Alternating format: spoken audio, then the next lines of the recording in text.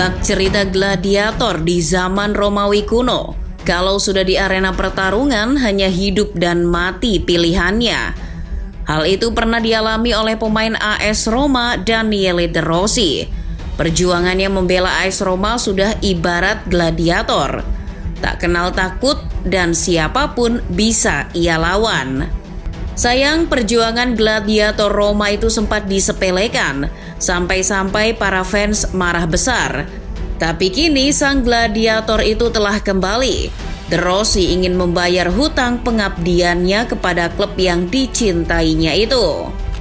Juli 2017 menjadi awal yang baru bagi AS Roma ketika ditinggal pangerannya Francesco Totti yang gantung sepatu. Namun bagi sebagian besar fans Roma tak khawatir lagi soal siapa penggantinya. De Rossi saat itu sudah banyak disebut sebagai kapten masa depan Giallorossi. De Rossi dianggap yang paling ideal sebagai pewaris Totti. Toh De Rossi sudah jadi wakil kapten Totti sebelumnya. Secara loyalitas, De Rossi juga tak usah diragukan lagi. Sejak 2002 ia hanya membela satu klub saja, yakni AS Roma. Sorry ya, ia bukan pemain kutu loncat yang pindah sana-sini. Dedikasi dan kepemimpinannya juga banyak diakui berpengaruh bagi tim. De Rossi adalah jenderal lini tengah serigala ibu kota yang tangguh. Ia tak kenal menyerah, tak pandang bulu, semua lawan tak ada yang ia takuti. Namun ia agak berbeda dengan Totti. Ya, soal emosi. Ia terkesan temperamental. Tak jarang ia meluap-luap dan brutal ketika tanding. Tackle, provokasi hingga adu fisik adalah ciri khasnya yang menonjol di lapangan. Berkat gaya permainannya tersebut, ia kerap beberapa kali diberi alarm oleh pelatihnya. Seperti apa yang terjadi di tahun 2012 ketika Roma dilatih oleh Zidane Ziman. Meski belum menjadi kapten tim, Ziman menilai karakter De Rossi yang brutal dapat merugikan tim. Dengan gayanya tersebut, De Rossi akhirnya mendapat hukuman, yakni jarang mendapat menit bermain yang diharapkannya. Begitupun ketika Roma dilatih Rudi Garcia, De Rossi kembali diperingati soal permainannya yang cenderung galak itu. Dasarnya jiwa gladiator, pelatih pun sempat ia lawan.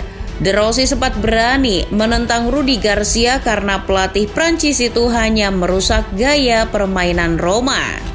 Tak hanya beberapa kali diperingatkan pelatih, De Rossi juga sempat diperingatkan oleh pemilik Roma yang asal Amerika, James Pallotta, pada 2012. Bukan soal gaya permainan brutalnya, melainkan soal masa depan De Rossi di Olimpico. Pasca mengambil alih klub, Pallotta mengungkapkan bahwa semua pemain kecuali Francesco Totti posisinya belum aman. Artinya sewaktu-waktu Roma bakal kehilangan calon kapten masa depannya, yakni De Rossi.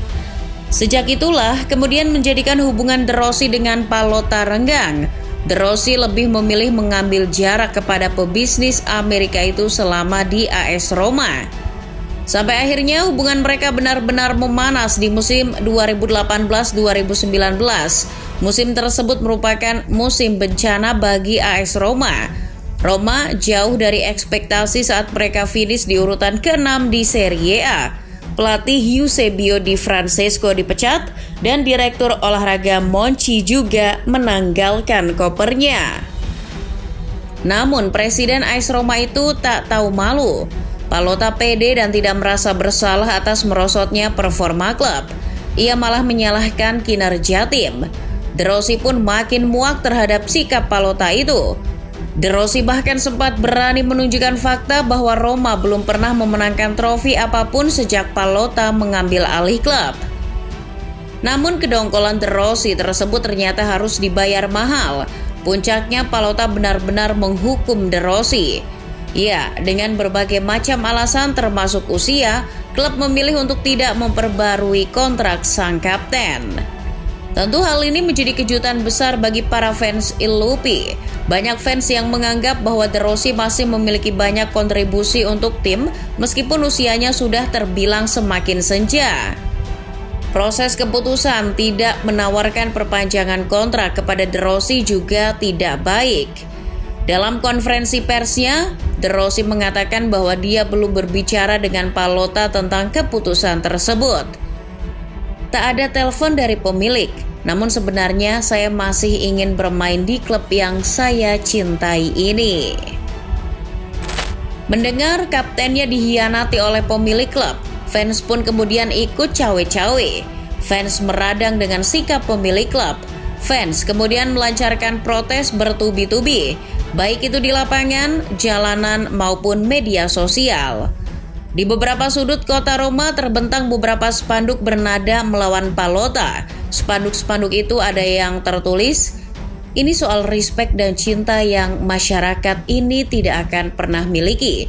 Daniele De Rossi selalu ada di hati fans."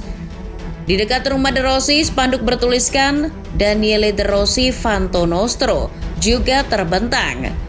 Sementara di dekat kantor klub, beberapa bendera Amerika Serikat dipasang dalam keadaan terbalik. Namun apa daya, beberapa protes tersebut tak membuat pemilik asal Amerika itu memberikan kontrak baru pada De Rossi. Ya, nasi telah menjadi bubur. Pallotta memang bengis dan tak punya hati pada De Rossi.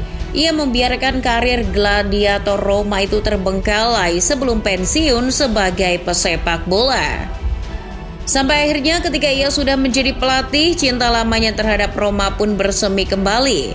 Setelah Jose Mourinho dipecat, ia ditunjuk menjadi pelatih sementara Giallorossi. Seperti lirik lagu Raisa, kali kedua pada yang sama, De Rossi kini kembali menjadi pelatih dari AS Roma. Ia ingin kesempatan kedua kalinya bersama Roma tak disia-siakan. Pelatih 40 tahun itu masih banyak hutang budi kepada klub kesayangannya ini. Menjadi pelatih bukannya seperti menjadi pemain. De Rossi awalnya dianggap remeh karena CV-nya dalam melatih kurang mentereng. Ia masih dianggap bau kencur untuk menangani klub sebesar Roma. Namun dasarnya mental De Rossi seperti baja. Ia tak menghiraukan beberapa anggapan tersebut. Ia terus melangkah. Usaha keras memang tak mengkhianati hasil. Sejak mengambil alih Roma dari Mourinho, De Rossi selalu mendapat hasil yang positif. Giallorossi perlahan mulai bangkit, baik di liga domestik maupun Eropa. Di Serie A, sejak mengambil alih Serigala Roma, De Rossi sudah catatkan 6 kemenangan dari 7 laga. Di Europa League, kemenangan dramatis di babak playoff 16 besar dari Feyenoord juga jadi bukti bahwa tuah kepemimpinan dan keteladanan De Rossi berpengaruh. Ketika ditanya, apa resepnya untuk bisa membawa Roma bangkit?